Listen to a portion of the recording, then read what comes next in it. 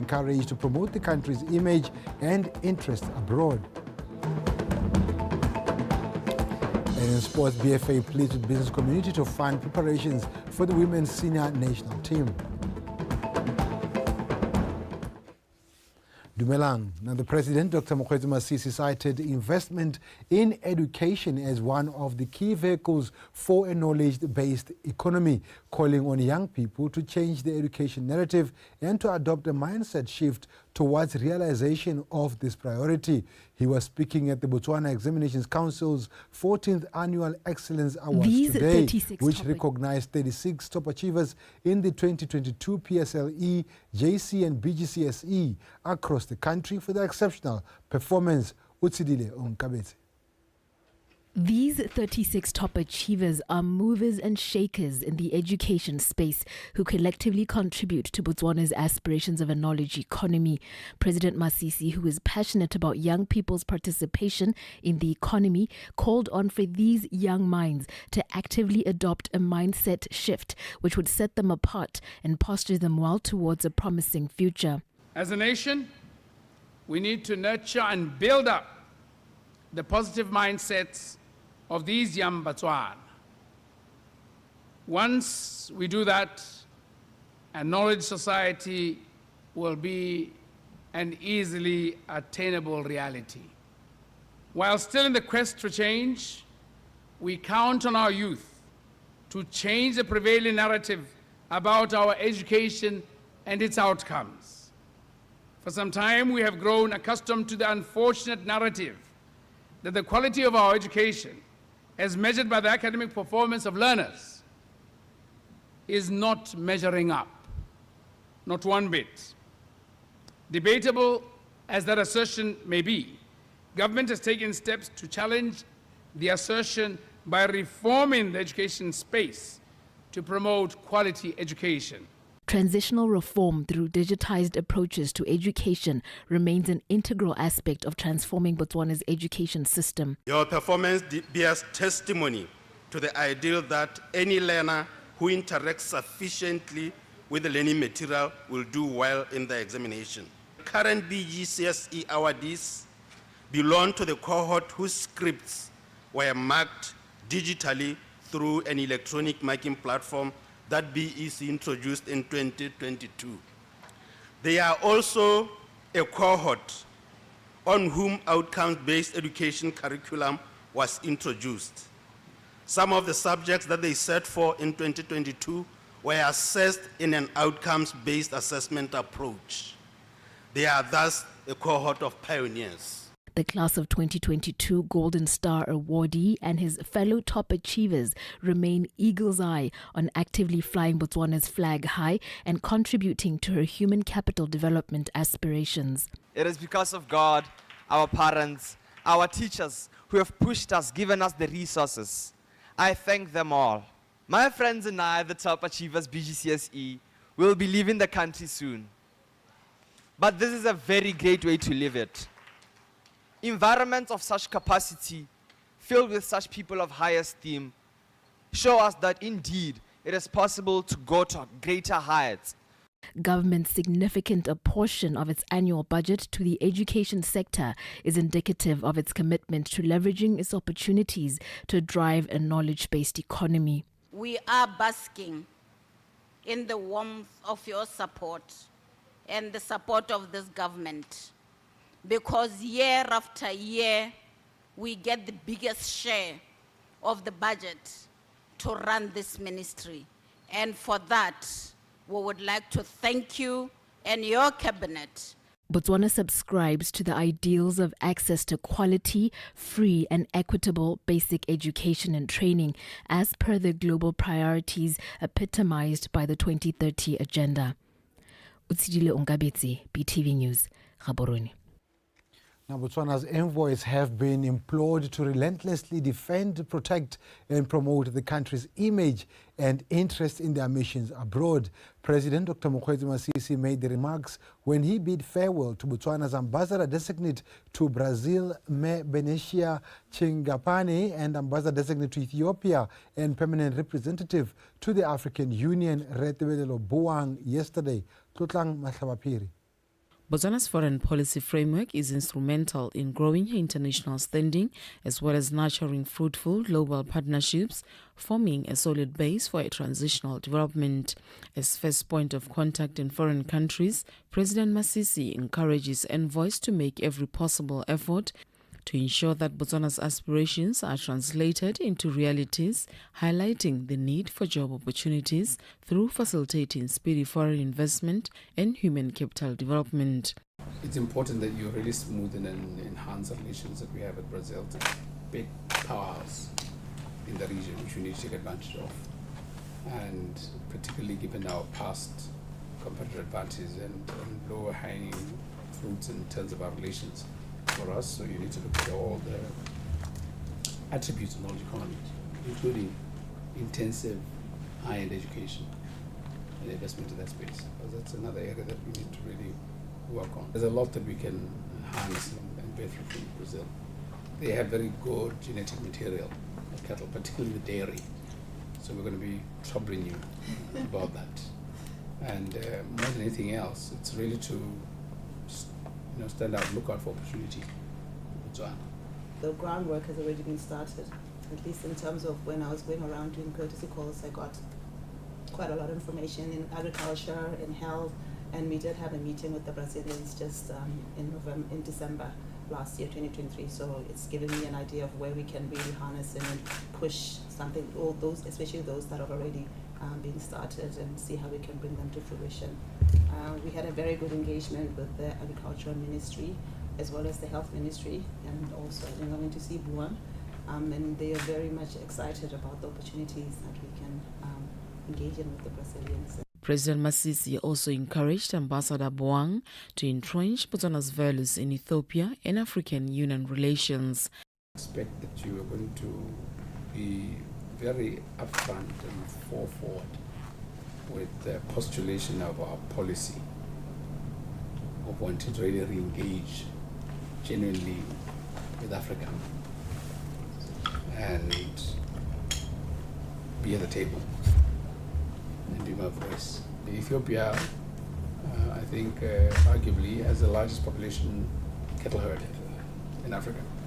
And if you assume just arithmetically that 50% of them are female, how we would benefit if all those females were impregnated by semen from Botswana, sold by our farmers. That's what I want to get into. And even better still, the embryos. It has been interesting that most of the stakeholders are singing from the same hymn book. For instance, when you look at the leather industry and the beef and related meat value chain development, the niche market that we can find in Africa for the BVI and veterinary vaccines, as well as animal genetics, and the Ministry of Health, how they are key and working very closely with the Africa CDC. So that has been very much encouraging. The Ministry of Finance as well, on the budget side, the reforms, and even the scale of assessment that is under consideration. Yes. So thus far, it has been very helpful. Meanwhile, President Masisi welcomed back the outgoing Brazilian ambassador, Mr. Bohomotsome, who has been appreciated for serving with excellence, and encouraged her to exchange notes with Ms. Chinkapane, who will be continuing to manage and coordinate Botswana's foreign policy and advance the country's national interests abroad. Tlotlam Matlabapiri, BTV News, Gaborone. Now, in a bid to making substantial progress in achieving Botswana's ambitious goal to become a key export and manufacturing hub by 2036, Pipe World Company has officially started its operations in Salvepique. The Assistant Minister for Trade and Industry, Mebuti Manake, is confident that the company's PVC pipes will secure a position in regional and global markets. Mamusi Siska. In a strategic move propelled by the Special Economic Zone (SEZ) initiative, Botswana is poised to emerge as a formidable player in the international export arena, aligning with its vision for global economic prominence. The Spedu region, at the forefront of welcoming international investors, is witnessing a surge in manufacturing businesses. The Pipe World Company, backed by local financing from two financial institutions, totaling 40 million pula, has recently opened its doors to the residents of Silebe-Pikwe. You'll be able to take your products to the rest of Africa as per the agreements that as a country we signed in the FCTA, and this is the right destination for you to come. And I'm hopeful that the next time we come here, when the FCTA start operating, where we are or behind will be another factory so that we export many of them into Africa. While striving for success in the export market, the company has received advice to function as an ecosystem alongside other local businesses in Silebe-Pikwe.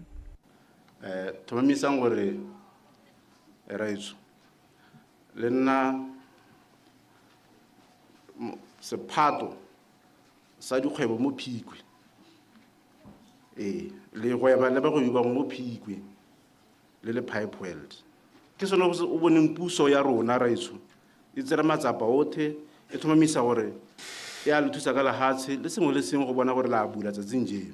Our commitment is that we deliver high quality products to you, and we will also provide employment of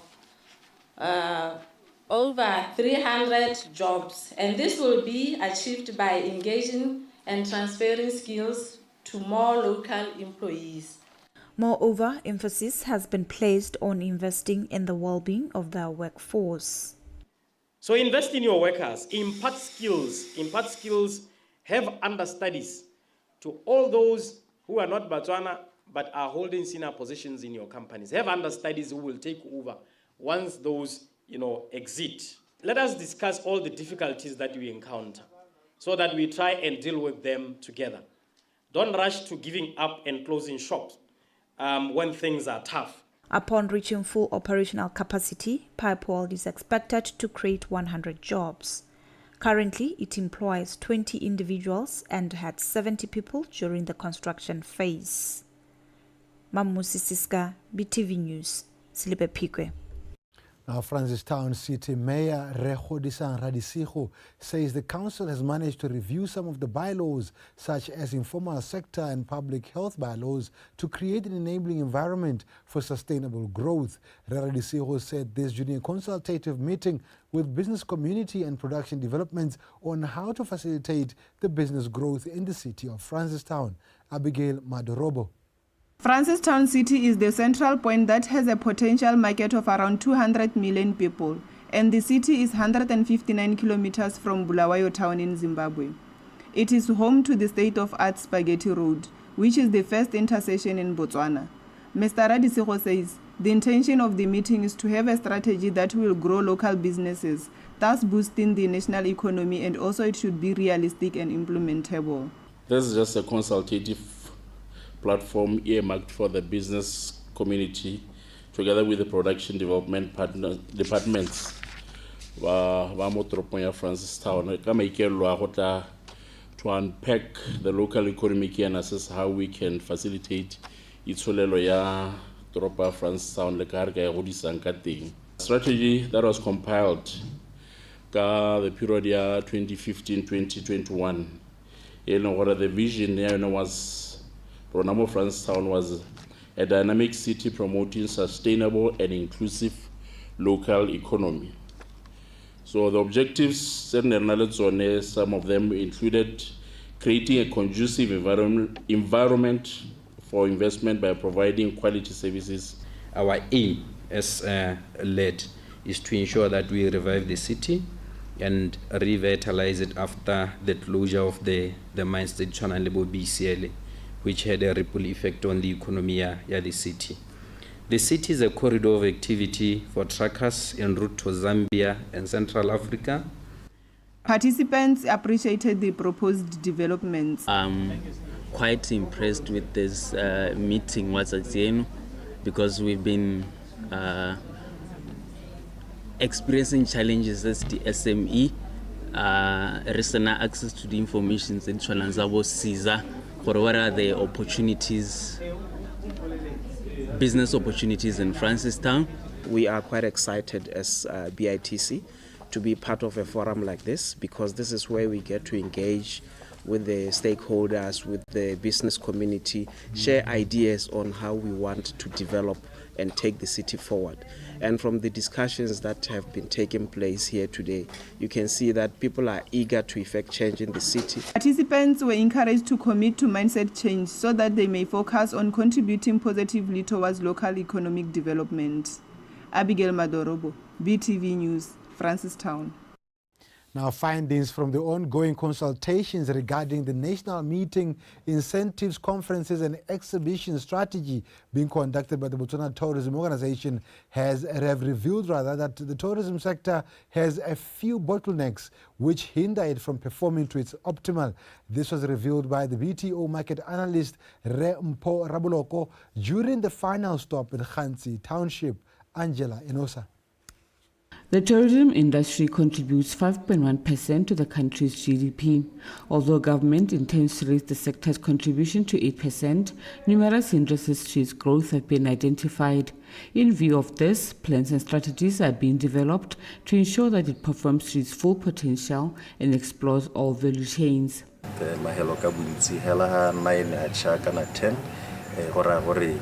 Go sa thola go na le a lot of activity mo re go bitsang ka square nightlife a ona le bone ba jana la ba tsile mo le hatsela ro ke le tswa bone ke gore ba tswele konte ba ye go bona le hatse ba itse go le go ntsi ka le hatse gongwe dinako tse e leng gore go tswala ka tsone madirelo dira bone gore ba jana la ba rona ba ska nna le nako yone ya go kana tshono ya go tswela konte go ka kolela mona twa le hatsela ro go be go nna gape le melao e leng gore gongwe le yone re lemogile gore e ka tswa le yone e kgoreletsa gone gore gongwe o ka nna le gone gore go tswelele. A 10-year tourism master plan is also on the cards.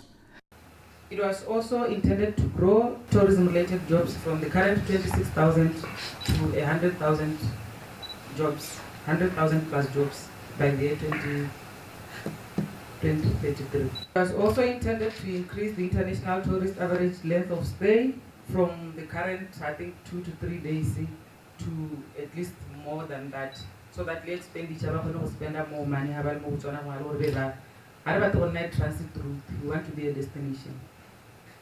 It was also intended to facilitate wider citizen participation in the tourism sector and spread the benefits of tourism more widely. Industry key players say doing things by the book will take them places. As long as you abide with Remahupu or counseling and tourism, they check if you have toilets. That's the most important thing. You will have where you put your litter, you have water, they will always give you a license for Hansi Show. So let us do the right things. Sometimes we fail because we don't want to do what we are told to do. We have proposal that think we can work in this region, but as I said, you are the players in the field. You know what is working in Hansi. What works in Hansi may not be working, maybe not be working for any other area, or there's a special need that we need to include in the strategy so that we turn around things. The BTO has over the past few days been conducting workshops with tourism industry stakeholders to engage them fully so they can align and ready themselves to take full advantage of this strategy once it is executed. Angela Nosa, BTV News, Khansi.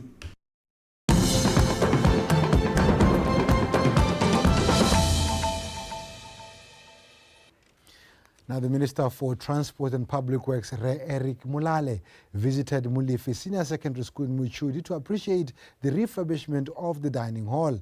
Mulale said that public offices should be responsible in emergency works and follow the due process to get infrastructure fixed promptly, which can be achieved through working together. Khorata Moranyani and Bufelo Mutsumi. The roof of Mulifi Secondary School's dining hall has been in a poor condition since April last year. This has since prompted the Minister of Transport and Public Works, Mr. Eric Molale, to swiftly work on refurbishing the hall ceiling. Mr. Molale applauded the district leadership on working together, essentially to make the school a conducive learning environment. The college and all the districts should take the cue from this project here. We must take the cue from Tirisanyena and Namakaulunye to make sure that the school is functional, the learning environment is conducive. So, it was also to buttress the issue of coordination and development, to commit to working together to overcome challenges. The classroom, staff rooms, teachers' quarters, they're in a very bad state. My prayer is for leadership of this district to come together, make sure they do an assessment, thorough assessment of all the schools. The minister urged other ministries to have a budget for regular maintenance for their buildings to ensure safety at all times. Hazard, because on one side it was the kitchen where food for the learners is being prepared. On the other side it was just rubble. So that is what really got the minister to come here. After it was reported, Nerakopa an emergency procurement for the works, because Totane so emergency procurement procured a contractor to come and do the works. They quoted within 5 weeks, and they managed to complete the works in 3 weeks, which was a plus for us because we managed to save on time and we also managed to save on expenditure. We did not go over budget at this project. Molifi Secondary School Dining Hall is now open for students to use. Khorata Moranyane, BTV News, Muchudi. And that's how we end our bulletin. We apologize for bringing them a little bit late to you. Now it's time for sports.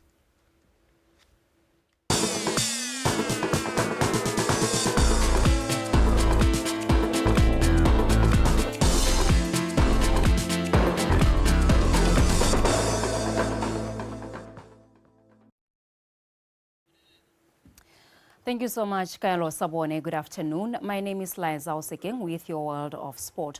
And we are starting off with football news. As the women's national football team, the Mets, prepares for their second appearance at the Women Africa Cup of Nations tournament, Botswana Football Association held a media briefing at Lekiti Football Center where they pleaded with the business community as well as able individuals to come on board and help raise funds for the team as they prepare for the WAFCON 2024 edition. Hobona Onese Hedi and Ryan Khangwanyane compiled the following report. The Mets, who qualified for the first time in 2022 in Morocco, have qualified for the second consecutive time this year. Just like the previous edition, WAFCON 2024 will be hosted by Morocco. For his part, the BFA Chief Executive Officer, Mfolo Mfule, said thorough preparations will be vital in order for the team to compete effectively at the Continental Showpiece. From my own opinion anyway, my standpoint, the way we prepared for the 2022 Continental Showpiece, it was not good preparation, because I remember we just had one game against Zambia and they also refused to game. They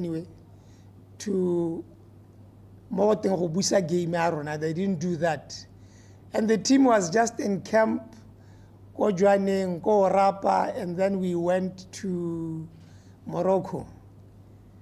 So that is why today we are taking this call very, very seriously. We need to prepare well for this Continental Showpiece. Head of Marketing at BFA, Masao Busumani, appealed to different stakeholders and the public in general to come together and assist in whatever means they can for the Mets to get necessary training camps. This is about the women, this is about the women in football, this is about empowerment, and this is about trailblazing women, breaking ceilings, and for the first time, we have the Mets consistently giving us pride. If we just make a flashback, in December we took our under 15 women, girls, little girls, they took position 2 in Kosafa in Zimbabwe. Then right now in camp, we have the under 17 preparing for the FIFA World Cup qualifiers against Burundi on the 6th and the 9th. So you can see that there is a trail of success in our women in football. So we need to really come on board and prepare and pledge and commit ourselves, because it's not just for the BFA, it's not just for the government, but football brings us together. Let the success of our national women's football team be a statement to the strength of unity and determination. Continue to champion gender equality in sports, and let's inspire the next generation of female footballers. The men are expected to go into their first training camp in Turkey in February before proceeding to Saudi Arabia in April and finally the US in May before embarking on a journey to Morocco for the 2024 WAFCON edition. Ryan Khewunyan, BTV Sport, Gaborone. And now in tennis news, Regina Chibowa from Zimbabwe opened her 2024 season campaign on a high as she captured the Francistown Junior Tennis Tournament title over the weekend. Chibowa, who dominated in the girls under-18 category, downed Jemima Makumalo of Express Tennis Academy in straight sets in the finals, played at Mopato School's tennis courts. Karabo Sibili. The young talent from Leander Tennis Academy in Bulawayo continued her good playing as she grabbed the opening set 6-1. The second set was another masterclass by the girl from Zimbabwe, forcing Makumalo into making several unforced errors throughout the set. In the end, Zibowa recorded another comfortable 6-1 set victory to secure the girls under-18 title. I think just like practicing tactics with your coach and then transferring them into matches, it makes it helps. And I was just trying to use tactics and see people's weaknesses and try and counter those. So it was exciting for me because I have never seen her or played her ever in my life. So it was quite a tantalizing experience. The under-18 boys singles category was played out in a round-robin format from Friday. Theoma Lucy of Banana Tennis Club topped the standings after 3 days of play after winning 4 matches, followed by Kaboki Disang, while Jaden Shoniwa settled for the third spot. I tried to remain calm in most of my matches, I wasn't letting my emotions get the best of me. So yeah, I tried to calm myself down so that I could make better decisions when I'm playing and execute my shots properly. The tournament also featured under-10 developmental categories classified in red balls, orange dot and green dot. The game was fine, but the shots that I did was really tough for me to hit. Aim of the tournament was basically to get the kids to play in January, unlike all the other times where they would wait for February tournaments. So that gap alone leaves the kids rusty. So we give them a chance to play earlier in the year. The first Francistown Junior Tennis Tournament of the year, which attracted over 31 players from various clubs, was played out at Clifton Preschool, Mopato and BDF Donga tennis courts. Karabo Sibili, BTV Sport, Francistown. In the upcoming quarterfinals of the ongoing 2023 Africa Cup of Nations tournament held in Cote d'Ivoire, South Africa scored 2 goals against Morocco last night, sending shockwaves across the continent. Evidence Makopa and Teboho Mokoena gave Bafana the victory in the second half to kick out Morocco from the tournament. On the other hand, Mali won 2-1 against Burkina Faso to book themselves a date with Ivory Coast.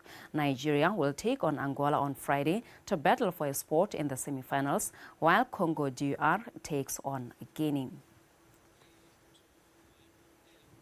And that is it for sport this hour. I'll be back with more at 5 o'clock, but stay tuned because In Context continues with Kailo Sabone.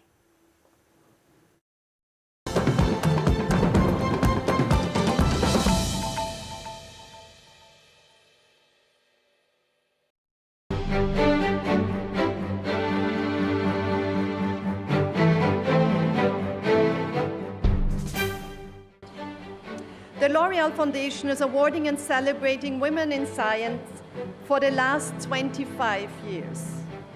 The reason for it, women scientists were made invisible for as long as science exists.